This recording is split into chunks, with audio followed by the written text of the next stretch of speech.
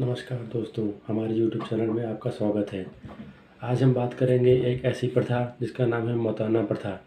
मौताना प्रथा हमारे समाज में कई सालों से चली आ रही थी और जिसका अंत लगभग नामुमकिन सा हो गया था। हमको नहीं लगता था कि उसका अंत हो पाएगा और ना ही हमारे बुजुर्गों को लगता था उसका अंत हो पाना मुश्किल है, क्योंकि उसकी जड़ें हमारे समाज में काफ़ी गहरी तक हो चुकी थी। उसे ख़त्म करना एक किसी राक्षस को ख़त्म करने के बराबर था। यह एक ऐसी प्रथा थी जिसमें किसी अगर मज़दूर को काम करते-करते किसी खेत में उसके मालिक के खेत में अगर उसकी मृत्यु हो जाती तो उसके मालिक को उस मज़दूर के परिवार को 11 लाख रुपए मौताना प्रथा के मुताबिक उसको दिए जाने थे। लगभग जब इसका चलन शुरू हुआ तब तक तो ये प्रथा सही थी, लेकिन कुछ लोगों ने इस प्रथा का गलत फ़ायदा उठाना चाहा और उन्होंने उठाया भी। और उन्होंने जो है इस प्रथा का कुछ इस कदर गलत फ़ायदा उठाया कि 11 लाख रुपए लगभग सभी लोगों ने उसका इस्तेमाल करना चालू कर दिया। तो हम इस प्रथा के बारे में आज जानेंगे इस वीडियो डिटेल में। बने रहिए हमारे साथ और ये जानने की कोशिश करिए कि मौताना प्रथा आखिर क्या है। तो ये मौताना प्रथा जो है ये राजस्थान में इसका चलन शुरू हुआ। वहाँ के बुज़ुर्गों ने इसको बनाया। कहानी शुरू होती है 27 अगस्त 2010 की। एक माँ होती है, एक बुज़ुर्ग महिला, लगभग उसकी उम्र 80 साल। वह दर-दर भटकती रहती है। लोगों से कहती है, "हमारा बेटो छुड़वा दो साहब, मेरा बेटा छुड़वा दो साहब।" कई लोगों से वह फरियाद करती, कहती, "साहब मेरा बेटा छुड़वा दो।" लेकिन उसकी कोई मदद नहीं कर सकता था, क्योंकि सभी के हाथ किसी न किसी कानून से बंधे हुए थे। कोई संस्कारों से बंधा हुआ था, तो कोई गरीब था। कोई उस प्रथा के खिलाफ बोलने वाला नहीं था। वो कोई भी उस माँ की मदद नहीं कर पा रहा था। वो माँ इसी तरह गाँव-गाँव, गली-गली भटकती रहती थी। कहती थी कि मेरा बेटा छुड़वा दो, मेरा बेटा छुड़वा दो। आखिरकार 2010 27 अगस्त के बाद वो अपने गाँव से 80 किलोमीटर दूर पुलिस थाने में जाती है। ये बात लगभग कई सौ साल पुरानी है। तब के ज़माने में कोई पुलिस स्टेशन बहुत कम हुआ करते थे। इसीलिए बड़े-बड़े हत्याएँ, बड़े-बड़े केसेस ज़मीन में ही दफ़न हो जाते थे। इसलिए जब पुलिस स्टेशन की कमी हो जाती थी तो इसी तरीके से कई सारे केसेस दब जाते थे, लेकिन ये केस दबने वाला नहीं था। एक माँ ने अपने बेटे को छुड़ाने की कसम खा रखी थी। वो फिर माँ जाती है पुलिस स्टेशन 80 किलोमीटर दूर और जाती है एक साहब के पास, दरोगा जी के पास। कहती है, "साहब हमारा बेटा छुड़वा दो।" तो साहब पुलिस उस इंस्पेक्टर उससे कहते हैं, चौंक जाते हैं, कहते, "क्या तुम्हारे बेटे को किसी ने किडनैप कर रखा है?" तो वो कहती है, "नहीं साहब।" तो क्या कहते हैं, "क्या तुम्हारा बेटा कहीं खो गया है क्या?" तो कहते, "नहीं साहब।" "तो फिर मैं तुम्हारा बेटा कैसे छुड़वा दूँ?" तो माँ उसको बताती है कि मेरा बेटा पिछले 2 साल से एक बरगद के पेड़ पर लटका हुआ है। तो यह बात सुनकर पुलिस वाले जो होते हैं वो काफ़ी चौंक जाते हैं। कहते हैं कि क्या 2 साल से पेड़ पर लटका हुआ है? तो माँ कहती है कि हाँ साहब, मेरा बेटा का नाम कांजी है। वो 2 साल से पिछले 2 साल से पेड़ पर लटका हुआ है। तो पुलिस सोचकर ज़रा चौंक जाती है कि कहीं इस माँ का मानसिक संतुलन बिगड़ तो नहीं गया है। तो वो चेक करने के लिए उसका गाँव में तक जाती है। ये चेक करने के लिए बात सच है कि झूठ है।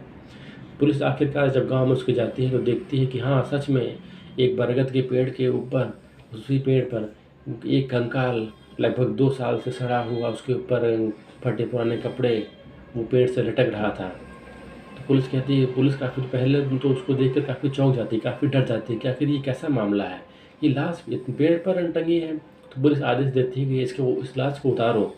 जैसे ही सिपाही लोग उसको उतारने के लिए पेड़ पर चढ़ते हैं, तब तक गाँव वाले वहाँ पर आ जाते हैं, काफ़ी शोर-शराबा करने लगते हैं। कहते हैं कि ये लाश हम नहीं उतरने देंगे, ये हमारे रीति-रिवाज के खिलाफ है। हमारे बुजुर्गों ने जो परंपरा बनाई थी, वो हमेशा ही चलती रहेगी। जब तक मौताना प्रथा के 11 लाख रुपए इनके परिवार वालों को नहीं मिल जाते, इनके दोनों छोटे भाइयों को, कांजी के जो व्यक्ति मरा था उसका नाम था कांजी, उसके 2 छोटे भाई थे। गाँव वाले कहते हैं कि जब तक इसके छोटे भाइयों को 11 लाख रुपए मौताना नहीं मिल जाता है, तब तक हम इसकी लाश को नहीं उतरने देंगे। तब तक सरपंच भी आ जाते हैं। सरपंच साहब कहते हैं कि हाँ, हम इसको लाश को नहीं उतरने देंगे, क्योंकि इस लाश के साथ अन्याय हुआ है साहब। आप दरोगा जी, आप नहीं जानते, इसके मालिक ने इसको ही मार रहा है और मौताना प्रथा की जब तक कि इसका मालिक 11 लाख रुपए नहीं दे देगा, तब तक हम इसको लाश को नहीं उतरने देंगे। अब पुलिस और सरपंच के बीच में जोरदार बहस होती है। पुलिस कहते हैं कि क्या तुम बिल्कुल मूर्ख हो क्या? ये तो हमारे समाज के खिलाफ है।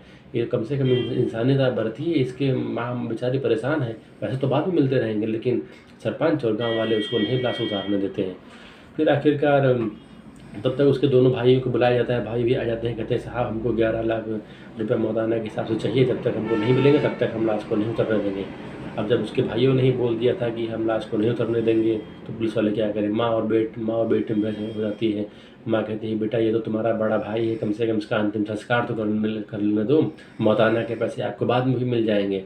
लेकिन बेटे अपनी माँ के किनारे कर देते हैं, पुलिस को भेज देते हैं, कहते हैं सर आप जाइए यहाँ से, हमारा मामला है।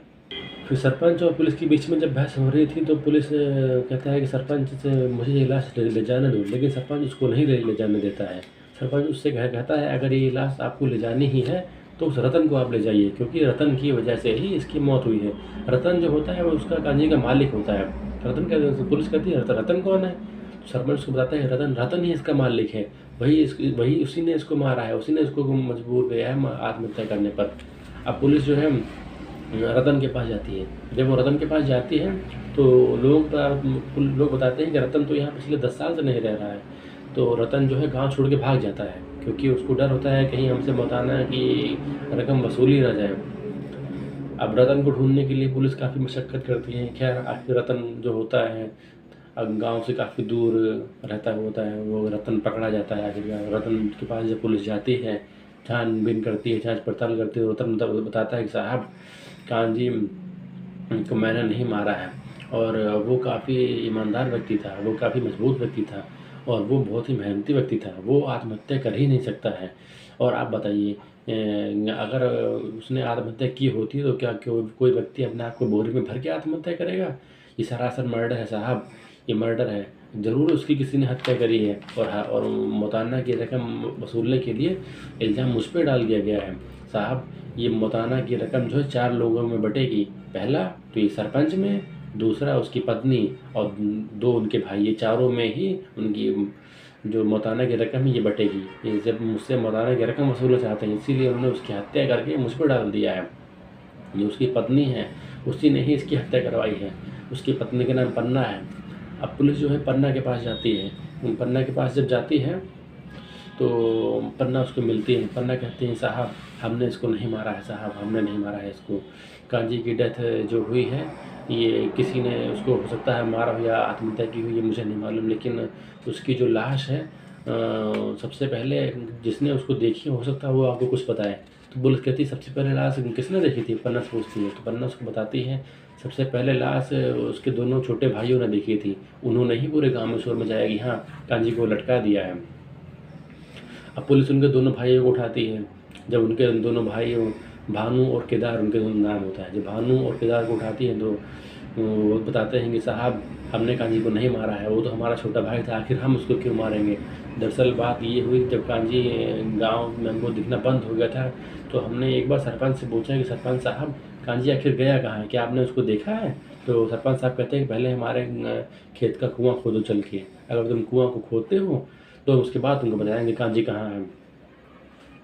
तो वो दोनों भाइयों सरपंच का कुआँ खोद रहे थे। तो जब कुआँ खोदते खोदते उसी में उनकी लाश मिलती है। सर अब जब अपने बड़े भाई की वो लाश देखते हैं तो काफ़ी लोग डर जाते हैं कि अरे ये तो हमारे बड़े भाई की लाश है, ये किसने हत्या कर दी।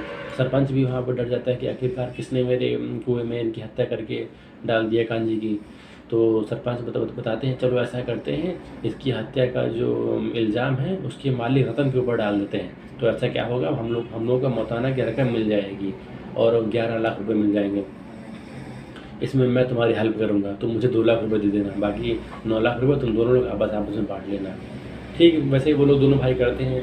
रात के वक्त उसकी अपने बड़े भाई की लाश को बोरी में भर के पेड़ पे लटका देते हैं वो लोग।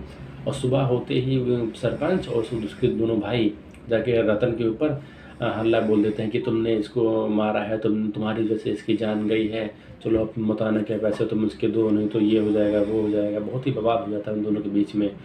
तो आखिरकार जो रतन होता है वो रतन गांव छोड़ के भाग जाता है और वो बड़ी दूर रहने लगता है जाके। तो फिर इसमें जो है ये तो पता चल जाता है पुलिस को कि इसकी हत्या हुई है, कांजी की हत्या हुई है, लेकिन हत्या किसने की है ये नहीं पता चल पा रहा था। पुलिस को शक होता है पन्ना पर, कहीं ऐसा तो नहीं पन्ना ने किया हो इसी की हत्या।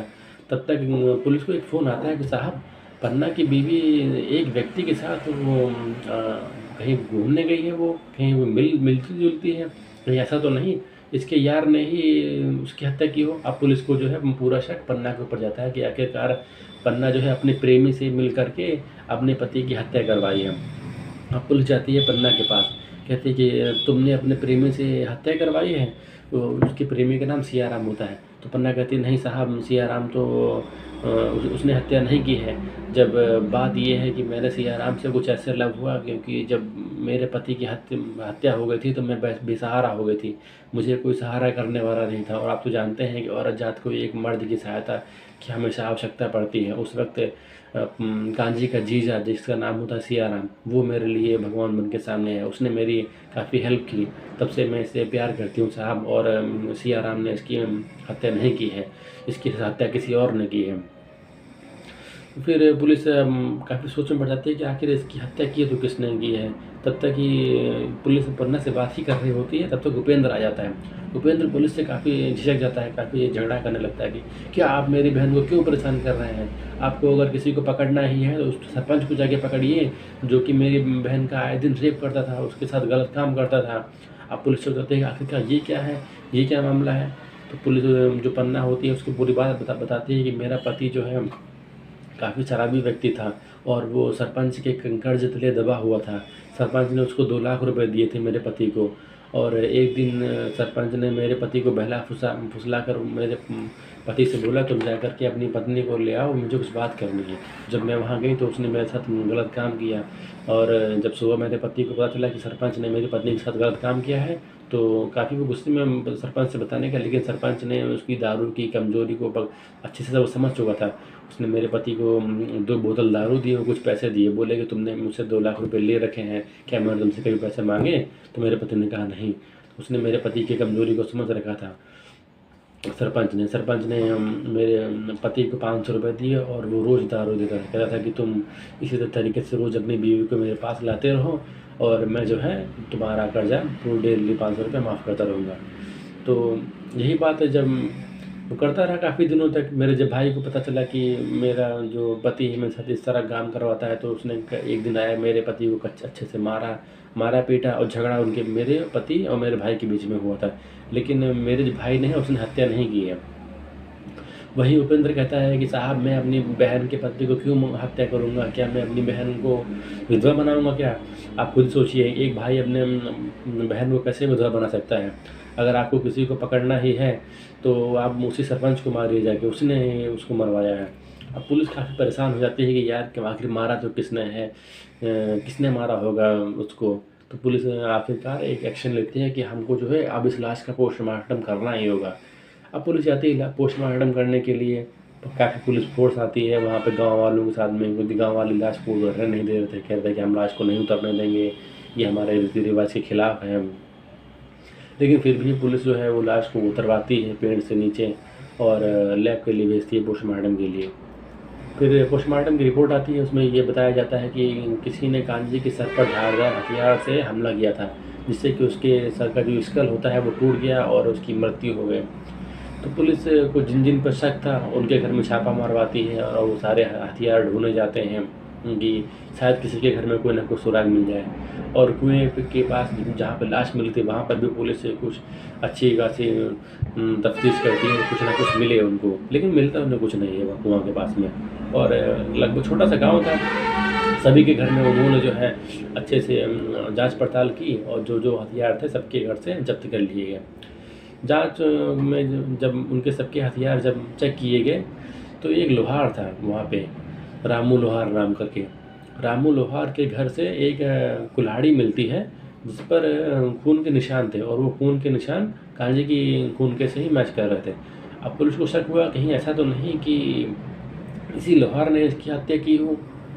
तो लोहार को बुलाया जाता है, बोला था कि तुम्हारी कुल्हाड़ी पर जो है इसके खून के निशान है। तो रामू लोहार बताता है कि ये कुल्हाड़ी तो मुझे सियाराम बेच गया था आज से लगभग 2 साल पहले। उसने तो मैंने उसे ले लेता है, सोचा मैंने कि मजबूत लोहा है और काफ़ी वजनदार लोहा है, इसको मैं गला करके कोई दूसरा बना दूंगा। तो पुलिस समझ चुकी थी कि सियाराम ने हत्या करी है, क्योंकि सियाराम ही उस कुल्हाड़ी रामू लोहार को बेची थी। पुलिस आती है, सियाराम को पकड़ती है, कस के मारती है उसको और पूछते हैं कि तुमने हत्या उसकी क्यों की। अब सियाराम उसको बताता है कि साहब हमारे घर में बहुत गरीबी थी, हमारा छोटा भाई काम करता था मेरे मालिक के साथ में ही, तो मैंने सोचा कि गरीबी को दूर करने का एक ही उपाय है, क्यों ना इस मौताना प्रथा का ही फ़ायदा उठा लिया जाए। तो मैंने अपने भाई की हत्या करी और हत्या करने के बाद मैंने उसके मालिक के ही खेत में उसको डाल दिया और ये रूप दे दिया कि मेरे भाई ने जो है आत्महत्या की है इसके टॉर्चर की वजह से। और सरपंच को भी मैंने अपने हिस्से में कर लिया था। सरपंच ने मेरी काफ़ी मदद की मौताना उनके पैसे दिलवाने में और उसके मालिक से। तो उसके मालिक ने मुझे 11 लाख रुपए मुझे दिए, ये कह कर कि हाँ मैं इसको मारता था, ज़बरदस्ती काम कराता था अपने खेत में, हो सकता है इसने आत्महत्या कर ली हो, तो तुम ये अपने 11 लाख रुपए लो। तो मैंने उसमें 2 लाख रुपए सरपंच को दे दिए, बाकी 9 लाख रुपए अपने पास रख लिए। लेकिन इसमें जो कांजी था उसने हत्या करते हुए मुझे देख लिया था, बस इसी बात पर मुझे गुस्सा आ गया था। कांजी आता है मेरे पास, कहता है कि मैंने तुम्हें हत्या करते हुए देख लिया था, अब मैं पूरे गांव में जाके बताऊंगा कि तुमने ही हत्या करी है उसकी, और तुम्हारा भांडा फोड़ कर दूंगा। अगर तुम अपनी जान चाहते हो तो मुझे चुपचाप 2 लाख रुपए दे दो। वो कांजी जो है दरअसल सरपंच का कर्ज उतारना चाहता था वो, क्योंकि सरपंच उसकी बीवी का रोज़ इस्तेमाल करता था, तो उस बात से बहुत परेशान हो गया था। और उपेंद्र ने भी उसको अच्छे से मारा था, उसको समझाया था कि तुम मेरी बहन के साथ गलत कर रहे हो। तो हो सकता है उसके दिल को चोट लगी हो और उसके साथ ये एक मौका मिल गया था कि हाँ मैं सियाराम से जो है पैसे लूँगा 2 लाख रुपए और वो चुका दूँगा सरपंच को, अपनी बीवी को छुड़ा लूँगा उस केस से। ठीक है, तो वो सरपंच सियाराम भी गुस्सा हो गया था उससे कि यार अब इसने तो जान ही चुका है कि मैंने हत्या करी है, अगर मैं उसको पैसे देता भी हूँ, अगर इसने दोबारा पैसे लेने के बाद अगर फिर से बता दिया किसी को तो क्या होगा। तो उसने जो है उस कांजी को मारना है मुझे समझा सियाराम ने। सियाराम उसकी हत्या की प्लानिंग बनाता है, कहता ठीक है चलो कुएं के पास मैं तुमको पैसे देता हूँ आके। सियाराम एक धारदार कुल्हाड़ी उठाता है और लेकर के जाता है। वो कांजी कुआं के पास में बैठा हुआ होता है, पैर लटकाए, और सियाराम ज़्यादा पीछे से एक कुल्हाड़ी उसके सर पे कस के मारता है और वहीं पे उसकी मौत हो जाती है कांजी की। कांजी की जब मौत हो जाती है तो वो क्या करता है, उसी कुएं में ही उसको गाड़ देता है, और वो कुआं दरअसल सरपंच का होता है और किसी को पता नहीं चलता है किसने हत्या की है सियाराम की। और सियाराम उसकी हत्या करने के बाद उसी की बीवी को फंसा लेता है अपने प्रेम जाल में, ताकि वो इस पर शक न कर सके। और इस कहानी में जो है सरपंच ने उसकी हत्या नहीं करी होती है, लेकिन सरपंच एक रेपिस्ट जरूर होता है। जब पुलिस को जब बात पता चलती है कि सियाराम ने ही उसकी हत्या करी है, तो पुलिस उसके खिलाफ FIR दर्ज करती है और उसको कई धाराओं में लिप्त करके उसको जेल भेज देती है हत्या के आरोप में। और वहीं सरपंच को एक रेपिस्ट के जुर्म में उसको भेज देती है जेल में। सरपंच रेप के केस में जेल जाता है और सियाराम हत्या के केस में जेल जाता है। और फिर उसके बाद पुलिस पूरे गांव में ऐलान करती है कि आज के बाद मौताना प्रथा नहीं लागू होगी, मौताना प्रथा को ख़त्म किया जाएगा। पुलिस पूरी कोशिश करती है मौताना प्रथा को ख़त्म करने में और लगभग सरकार द्वारा मौताना प्रथा को ख़त्म कर दिया जाता है, लेकिन गांव की रूढ़िवादी मानसिकता उसको आज भी मानती है। इस पर आपकी क्या राय है कमेंट करिए, और आप किस किस टॉपिक पर वीडियो को देखना चाहते हैं मुझे अपनी राय दीजिए। क्या मौताना प्रथा सही थी या गलत थी अपने हिसाब में, आप कमेंट करके जवाब दीजिए। धन्यवाद।